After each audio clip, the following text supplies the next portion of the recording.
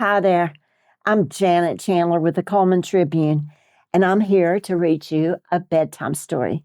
Tonight, following the theme of Halloween week, I'd like to read you a story from Disney 5-Minute Halloween Stories. Tonight, I'm reading from Mickey and Friends, Mickey's Slumber Party. Pluto, I have a wonderful idea, Mickey Mouse said one rainy afternoon. Let's invite our friends over for a slumber party tonight. Pluto barked happily. They had been stuck inside all day, and he was ready for some excitement.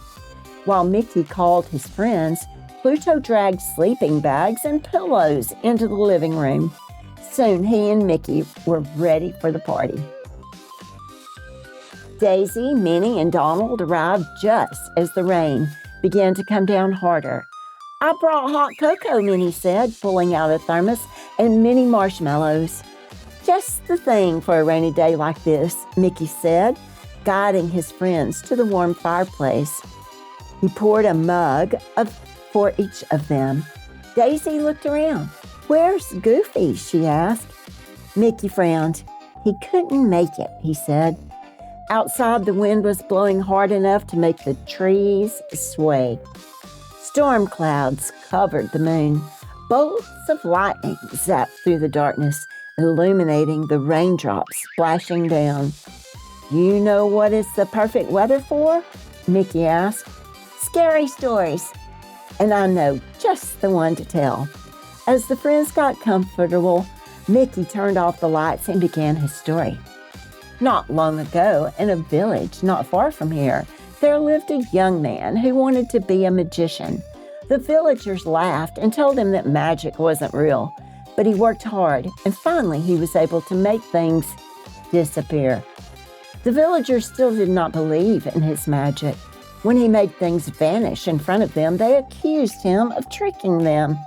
The magician was angry that no one believed him, and so he began to make the villagers disappear, one by one. Soon everyone in the village had disappeared, but the magician had grown to enjoy making people vanish. So now he wanders the land, looking for more victims. He points his long arms at anyone he sees, and boom!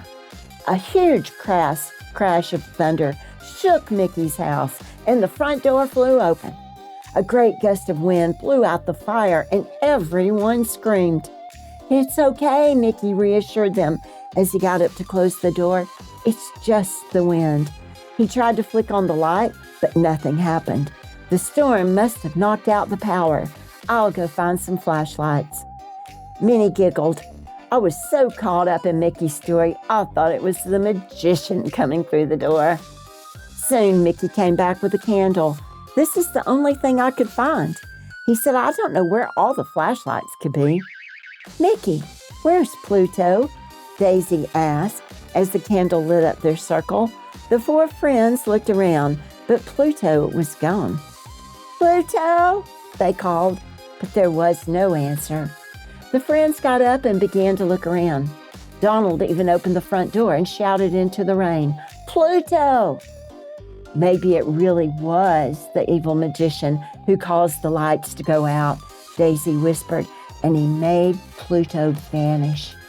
Oh, don't be silly, said Minnie, looking around nervously. This was just a story Mickey made up to scare us, right, Mickey? Just then, the door to the basement creaked open. Mickey, Donald, Daisy, and Minnie jumped and turned in time to see a floating white shape entering the room. It's a ghost, Donald cried. He's going to get us, Daisy gasped, hugging Minnie. The white sheet slipped away as it revealed a familiar face. It's only Pluto, Mickey said happily, going to help his friend. Pluto had gone to the basement to find flashlights. His mouth was full of them. Daisy hugged Pluto as he and Mickey passed out the flashlights. I'm so glad you're safe, she said. We've been scaring ourselves with silly things while you were gone. We thought the evil magician made you disappear. I think I've had enough scary stories for one night, Mickey said. What should we do now? I know, Minnie said.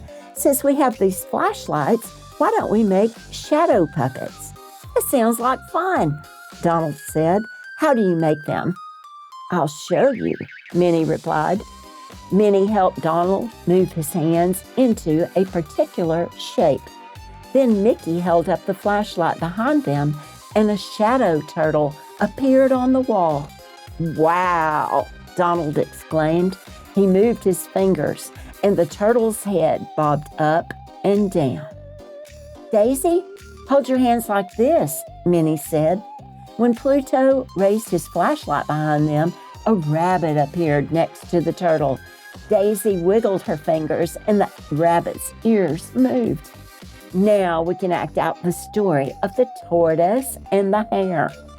As Minnie began to tell the story, Donald and Daisy moved their shadow puppets on the wall. Just then, a bright flash of lightning lit up the whole living room, replacing the shadow puppets with the shadow of a huge, long-armed figure standing by the front door. It's the evil magician, Donald shouted. Mickey and Pluto swung their flashlights around to see the frightening figure.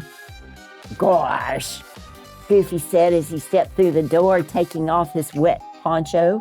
I didn't mean to scare you, but it turns out I can join you for the slumber party after all. Say, who turned off the lights?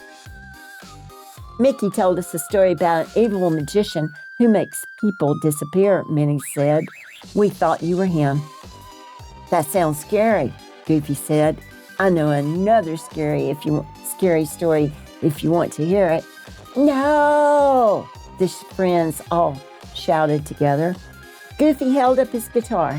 How about a few songs instead? He asked. Minnie nodded. I think a sing-along is much safer than telling stories, she said. Mickey lit the fire again, and as the wind and thunder calmed outside, the friends sang together. Soon everyone was yawning. The friends snuggled up in their sleeping bags. Good night, everyone, Mickey said, and with the sound of soft rain filling the room, they all fell asleep. The end. Good night, and I hope you have sweet dreams.